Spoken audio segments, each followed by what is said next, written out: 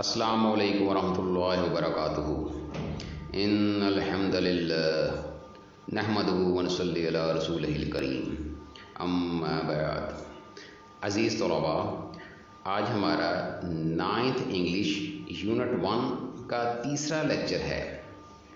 इंशाअल्लाह आज हम 6ठा और 7वां पैराग्राफ पढ़ेंगे और इसके साथ लेटर नंबर 2 पढ़ेंगे।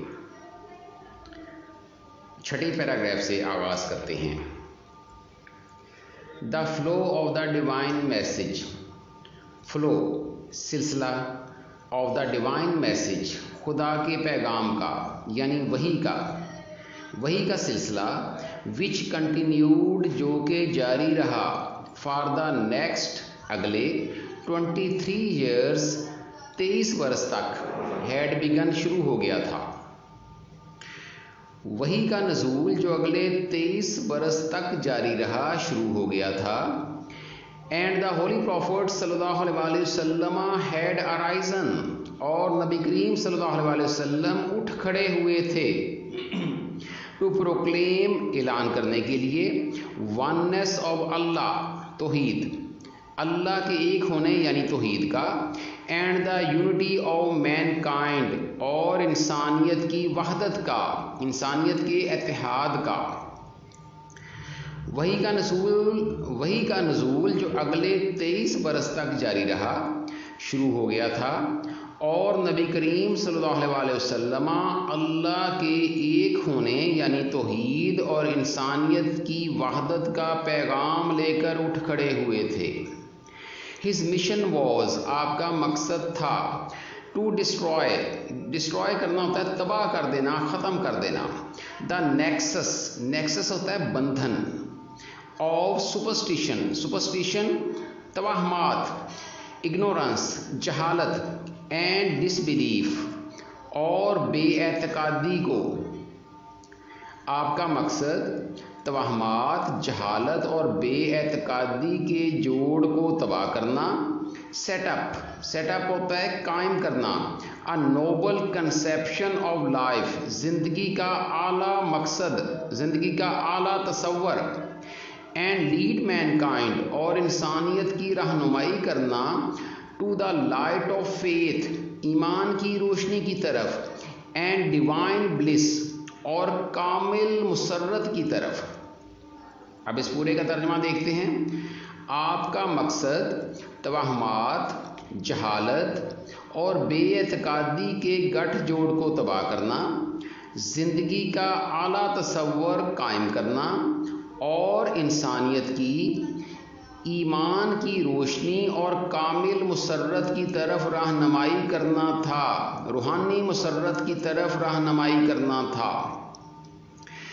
सिंस दिस बिलीफ, चूँकि ये अकीदा, वॉज थ्रेटनिंग, ख़तरा था, देयर डोमिनेंस, उनके गलबे के लिए, इन द सोसाइटी, मुआशरे में, the pagan Arabs, कफ़ारे Arab, pagan होता है काफिर, अरब यानी कफ़ारे अरब, स्टार्टेड शुरू कर दिया, टू माउंट प्रेशर, दबाव बढ़ाना, ऑन द होली प्रॉफिट सल्लल्लाहु अलैहि वसल्लम, नबी करीम सल्लल्लाहु अलैहि वसल्लम पर, एंड हिज फॉलोअर्स, और आपके पैरोकारों पर, और आपके सहाबा पर।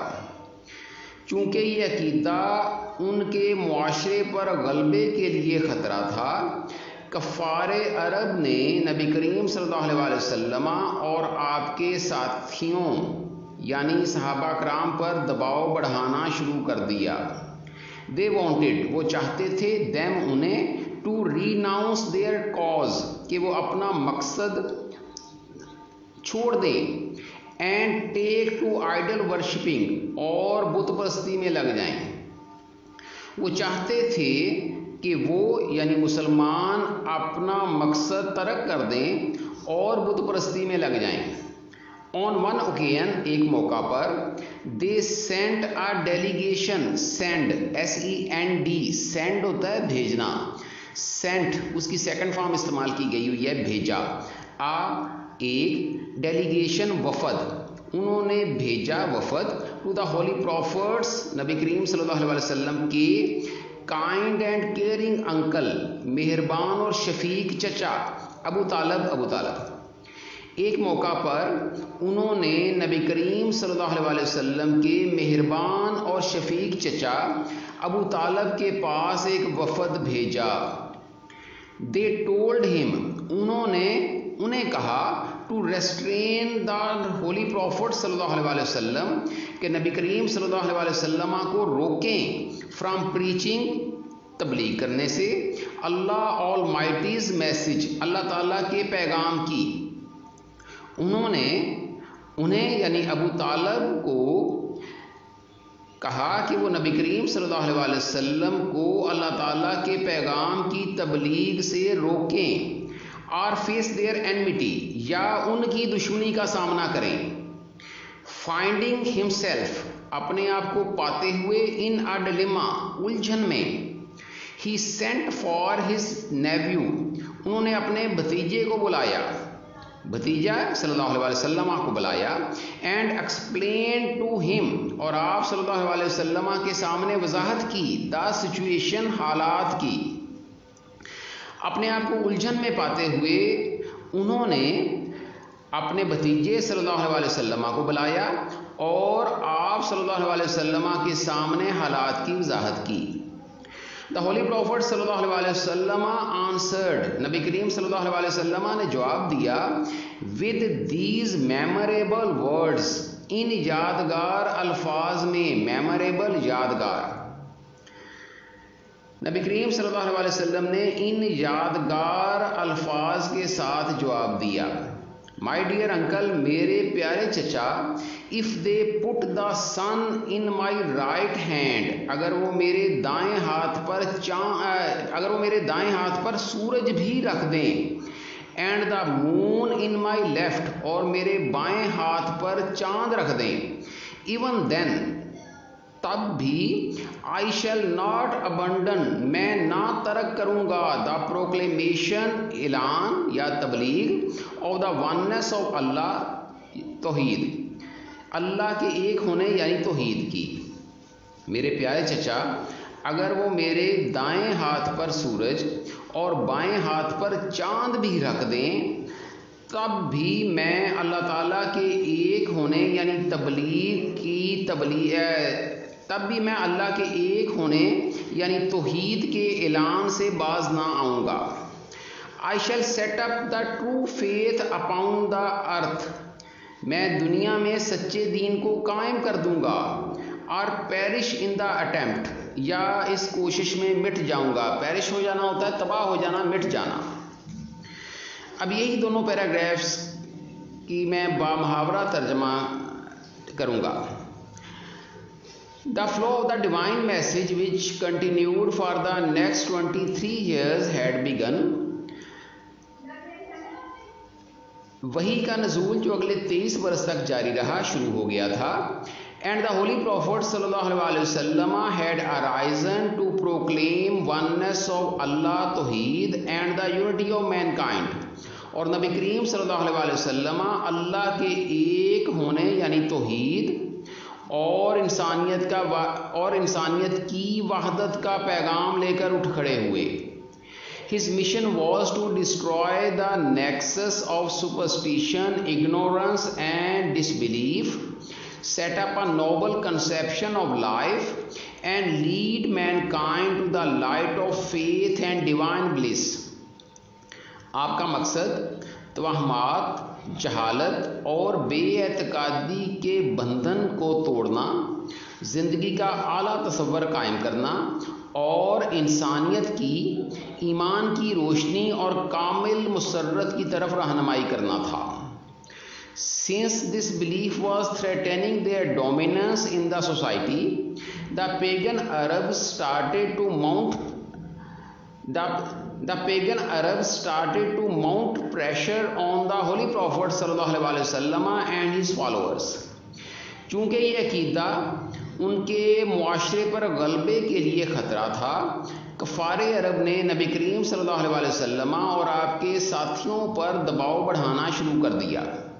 They wanted them to renounce their cause and take to idol worshipping۔ وہ چاہتے تھے کہ وہ اپنا مقصد ترک کر دیں اور بت پرستی میں لگ جائیں. On one occasion they sent a delegation to the Holy Prophet sallallahu alaihi wasallam, kind and caring uncle Abu Talib. ایک موقع پر انہوں نے نبی کریم صلی اللہ علیہ وسلم کے مہربان اور شفیق چچا ابو طالب کے پاس ایک وفد بھیجا.